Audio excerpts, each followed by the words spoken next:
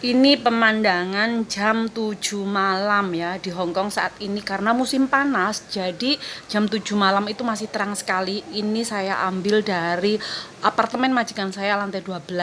Jadi terlihat kan jalanan umum, kemudian sebelahnya itu taman dan di depan itu daerah Wan Chai maupun Tsim Sha Tsui ya teman-teman. Jadi kelihatan sekali masih terang benderang.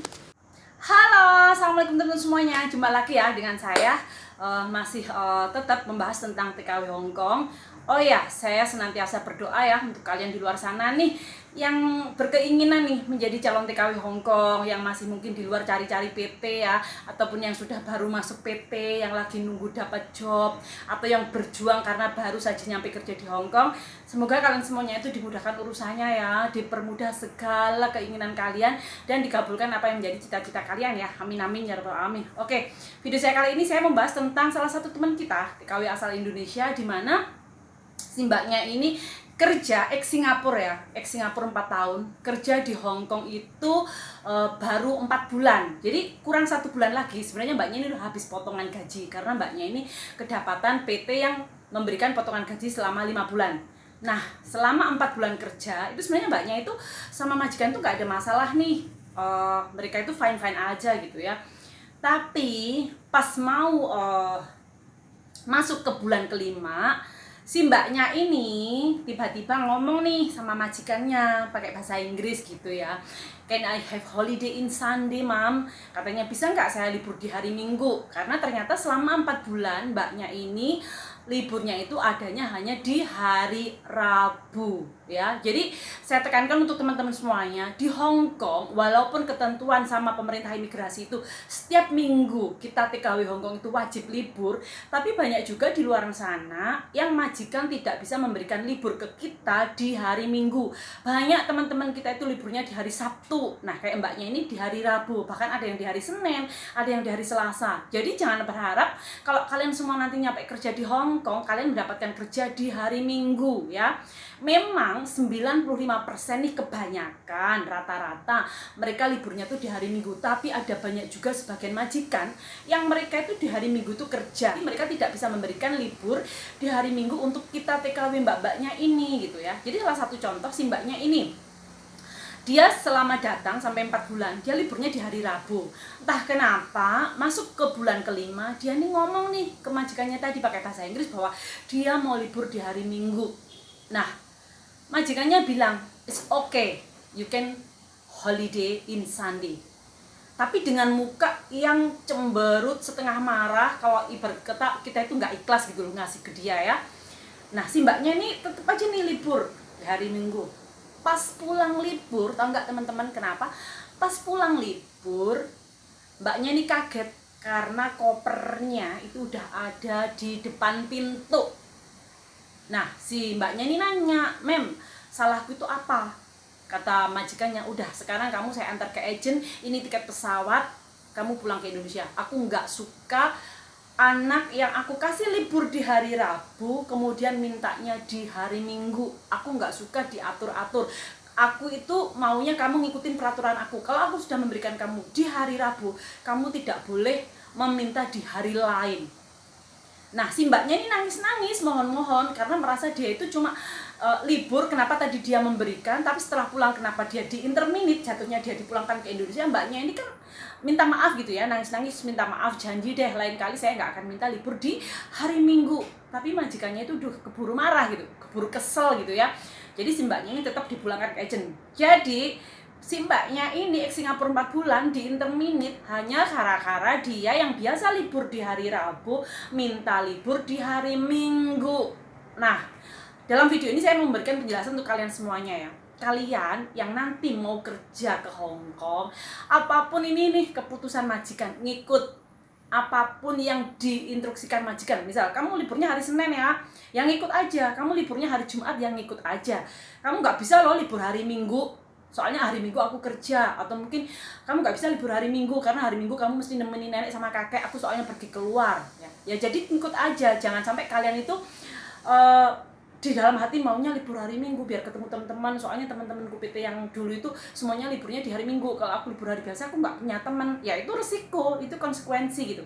Kalian tinggal milih, kalian mau tetap kerja di Hong Kong atau hanya gara-gara kalian ingin libur di hari Minggu. Akhirnya kasusnya kayak mbaknya ini, dipulangkan ke agent dan diterbangkan ke Indonesia. Ujung-ujungnya rugi siapa?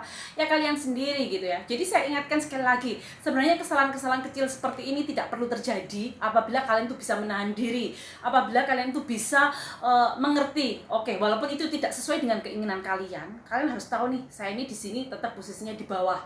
Yang paling atas adalah majikan, dia yang berhak, dia yang kuasa, dia yang mengambil kita, dia yang memberi gaji kita.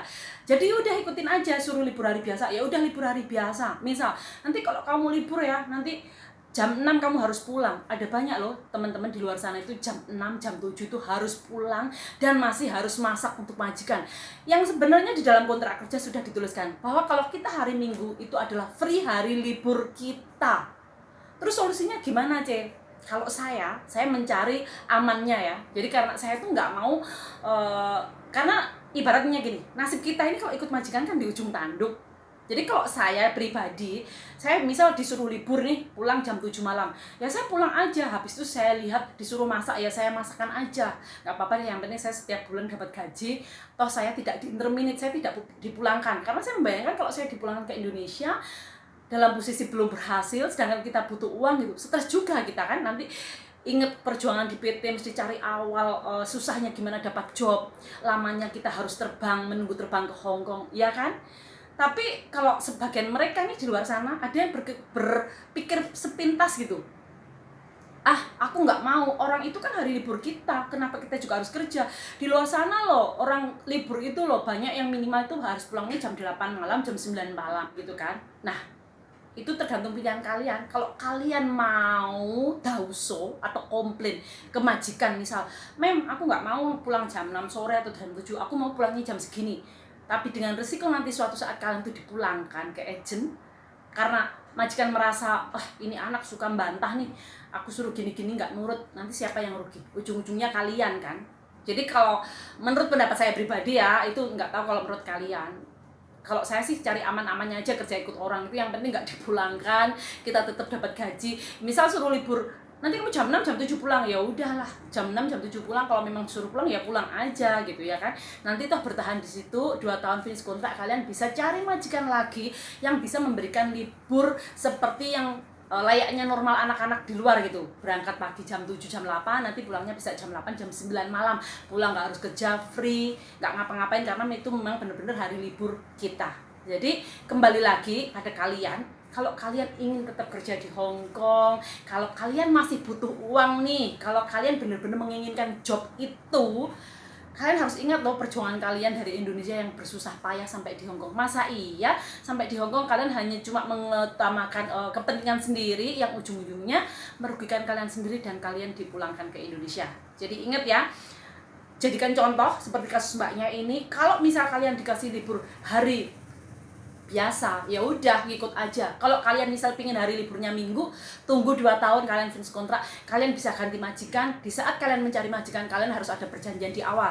Saya maunya libur tiap hari Minggu, berangkat jam segini, pulangnya jam segini. Jadi sudah ada perjanjian dari luar. Tapi kalau untuk kalian masih pendatang, pemula awal, ya udah ikutin apa aja kata majikan. Yang penting kalian kerja, potongan gaji di PT lunas, kalian punya tabungan, bertahan dulu 2 tahun, barulah kalian bisa bebas mencari majikan di Hong Kong. Oke?